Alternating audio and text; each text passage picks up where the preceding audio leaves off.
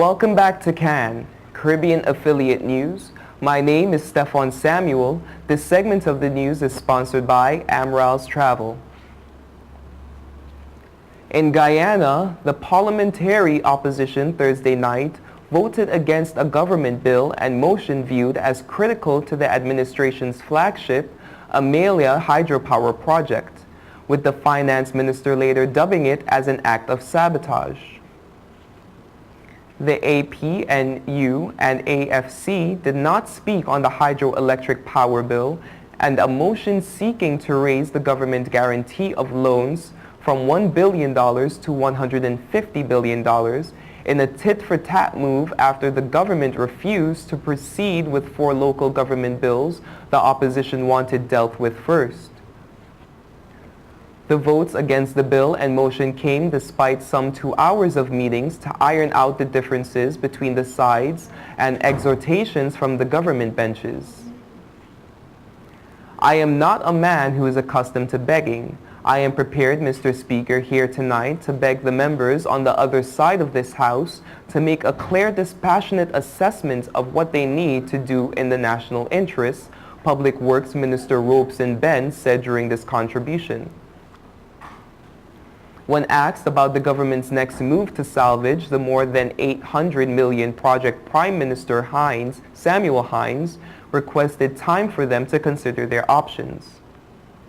However, governance advisor Gail told Demerara Waves Online News after the briefing that whilst the practice was that rejected bills were not returned in the same parliament, it was not impossible to do so. She noted that former Speaker of the National Assembly, Ralph Rakaram, had set the local precedent when there was contention and an issue with the Ethnic Relations Commission in 2007. Dr. Singh said that the Inter-American Development Bank, one of the financiers, had indicated that the passage of legislation was necessary for it to sign off on the project and that it was time now to do so to meet the timelines. Its non-passage does 2 things. Firstly, it inflicts injury to that timeline, meaning that even if we were to come back for reconsideration, in some point in time, the timeline is now compromised and the outer date is now placed in jeopardy, the minister said. Prime Minister Samuel Hines said the opposition had been seeking a guarantee on presidential assent to 2 of the 4 local government bills with which the government was unhappy. The House was adjourned until next Thursday, but not without more contention. Tiaxera had indicated during the sitting that government was prepared to meet the following day to consider the local government bills, but Hines, on moving the adjournment, suggested next Thursday. And APNU motion have the sitting on Friday as initially suggested was defeated after the AFC abstained on the vote. Head of the Independent Commission of Investigations, Terrence Williams, has the island's lawmen in the majority of cases where the action of members of the Jamaica Constabulary Force have been called into question.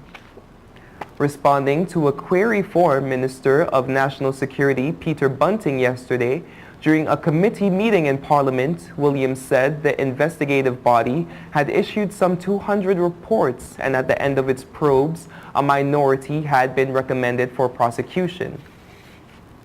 INDECOM has been established to investigate police excesses and extrajudicial killings by members of the security forces. Committee Chairman Mark Golding requested that INDECOM provide the committee with a breakdown of statistics on how many members of the security forces were recommended for prosecution, disciplinary action, and how many have been absolved. Meanwhile, the Office of the Director of Public Prosecutions yesterday provided statistics on the number of rulings made by the DPP in relation to the cases of INDECOM and the PPCA.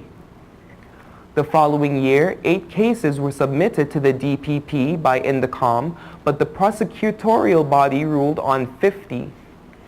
For 2013 to date, INDECOM has sent 11 cases to the DPP and 14 cases have received rulings from that office.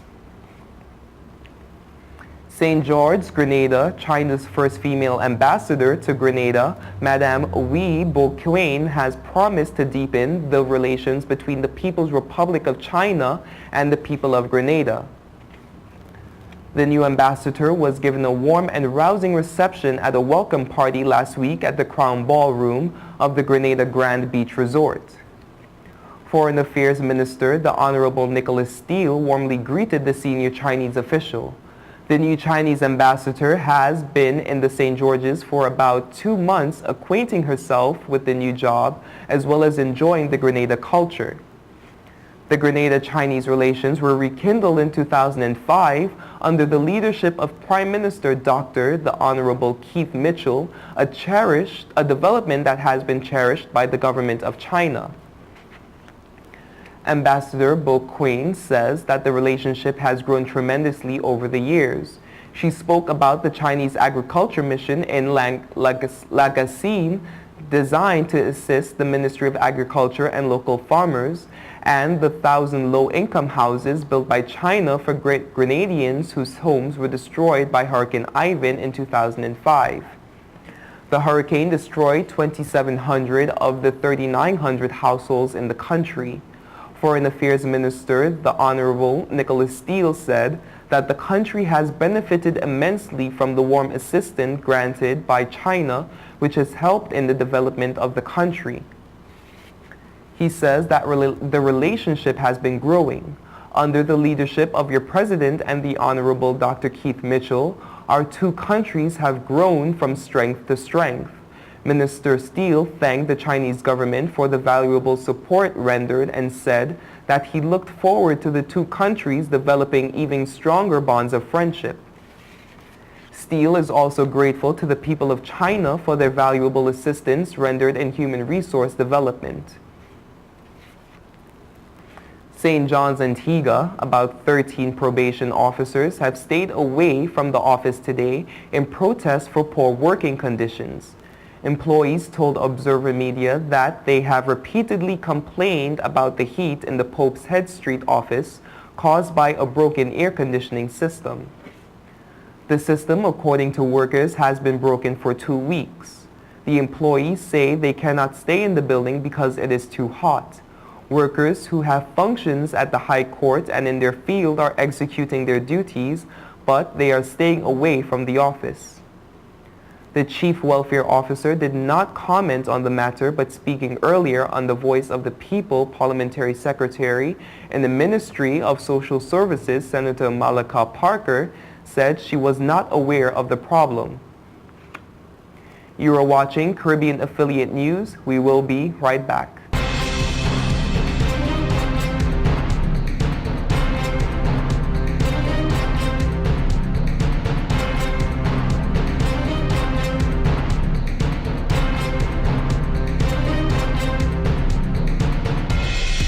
Since we announced Sign and Drive with zero out-of-pocket and low monthly payments, cars been flying out of Bronx Honda at a record pace. Whoa! New Accord with zero out-of-pocket for $249 a month, or new Civics just $199 per month, or save thousands with 0% financing.